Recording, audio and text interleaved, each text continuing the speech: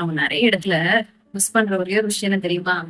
நம்மளுடைய ஆரோக்கியமான தண்ணி மட்டும்தான். ஓகே, தண்ணி குடிக்கணும் சொல்றாங்க, தண்ணி குடிச்சா நல்லதுன்னு சொல்றாங்க.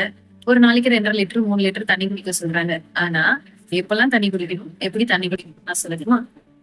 காலையில தூங்கி எந்திரிச்ச உடனே ஒரு கிளாஸ் தண்ணிய ஸ்லோவா சிப் பண்ணி குடிங்க.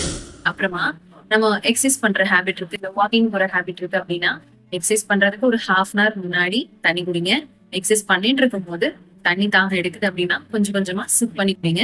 எக்ஸசைஸ் பண்ணி முடிச்சுட்டு நீங்க கொஞ்சம் கொஞ்சமா சிப் பண்ணி தண்ணி குடிக்கலாம். அதே மாதிரி உங்களுடைய காலை உணவு எடுத்துக்கிறதுக்கு ஒரு 15 மினிட்ஸ் முன்னாடி கண்டிப்பா தண்ணி குடிங்க. சாப்பிட்டு முடிச்சுட்டு உடனே தண்ணி குடிக்காதீங்க. சாப்பிட்டு முடிச்சுட்டு ½ கழிச்சு தண்ணி குடிக்க ஆரம்பிங்க.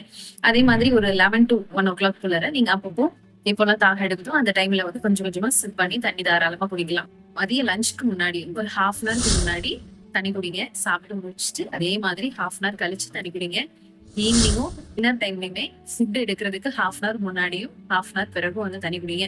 நைட் டைம்ல தூங்க போறதுக்கு முன்னாடி நிறைய தண்ணி குடிக்கணும்னு அவசியம் இல்லை. மேபி நம்மளுடைய தூக்கத்தை வந்து டிஸ்டர்ப் பண்ணிட்டே இருக்கும், அடிக்கடி யூரின் வந்து. ஸோ அதனால நைட் தூங்க போறதுக்கு முன்னாடி கம்மியான அளவுல தண்ணி குடிச்சுட்டா போதும். ஸோ இந்த மாதிரி தண்ணியை வந்து எப்ப குடிக்கணும் எப்படி குடிக்கணும் அப்படின்னு சொல்லிட்டு நம்ம லேர்ன் பண்ணிக்கிட்டோம் அப்படின்னாலே நம்ம உடல்ல வர பாதி நோயில இருந்து நம்மளால ஈஸியா வெளியில வந்துட முடியும். ஆரோக்கியமா வாழ வாழ்த்துக்கள்.